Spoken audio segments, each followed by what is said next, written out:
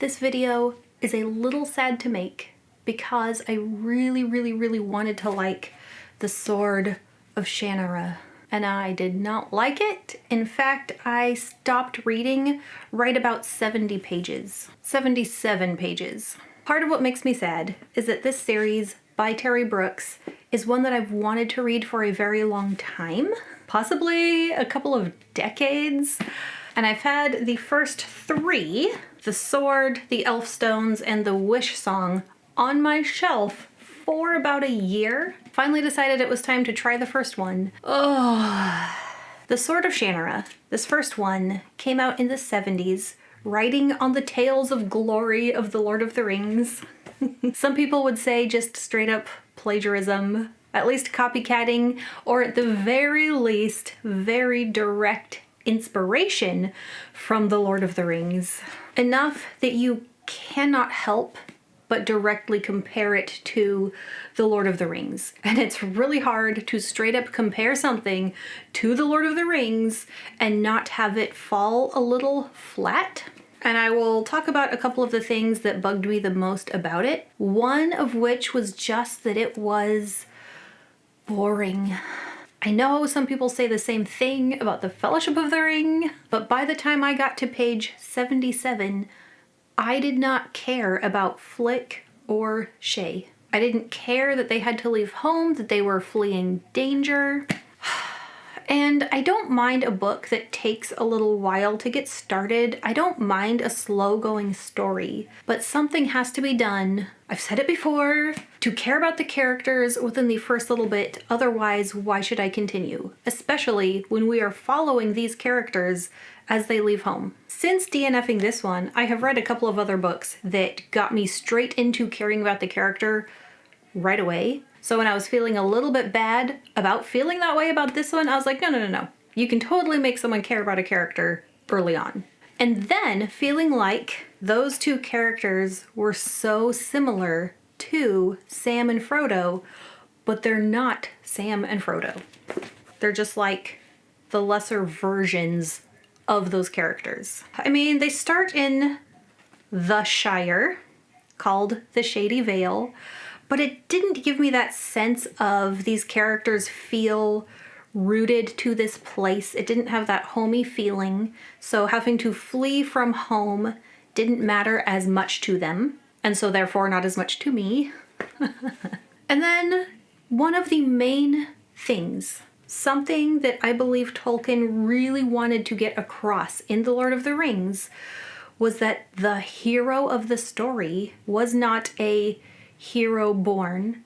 There was nothing special or magical about them. The heroes in The Lord of the Rings, the hobbits, Sam and Frodo, they are just normal everyday people. Sam and Frodo are not the Aragorn, Legolas, Boromir, Gimli, Gandalf, you know, the prince, the warrior, the wizard. There's nothing special about them except for their heart, their love for their home, for each other. And apparently for Terry Brooks, that wasn't good enough. The hero couldn't just be a normal person who got drawn into the quest. The hero had to be some long-forgotten heir, this hidden prince. There had to be something special about him to start. And I feel like that kind of defeats the purpose of having that hero, which I assume he is, if it follows the same tropes as The Lord of the Rings, the same hero's journey. Why bother having them from Shady Vale in the first place?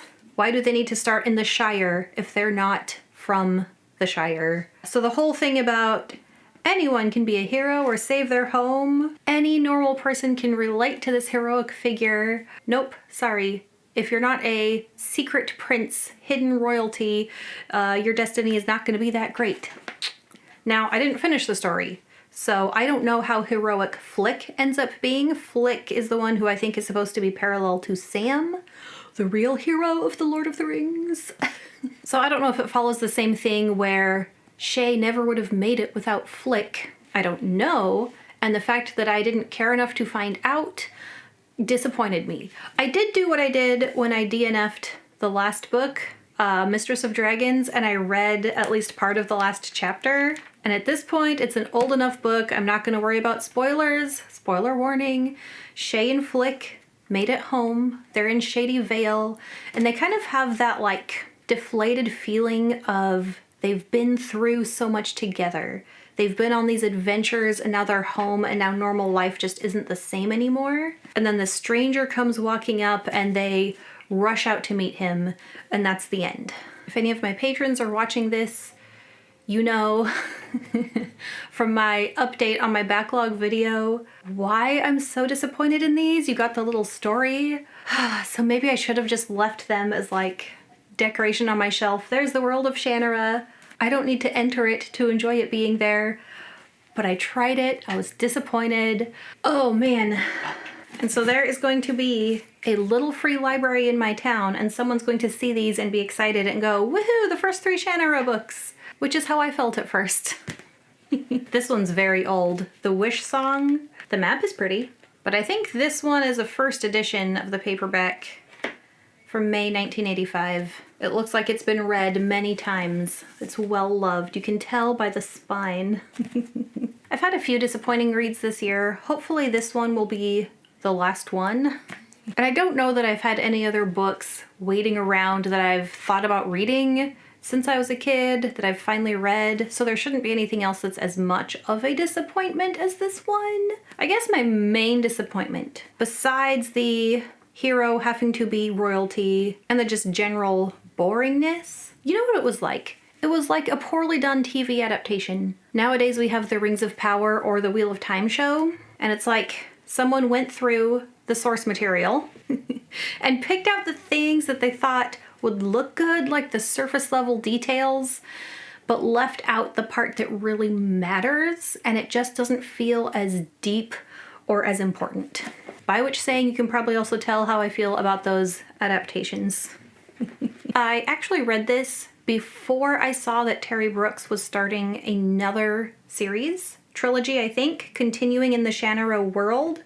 I'm not sure if what he's starting right now is a prequel or a sequel. So if you watched this and you are a fan of the Shannara books, it appears that there are more coming, so keep your eye out for that.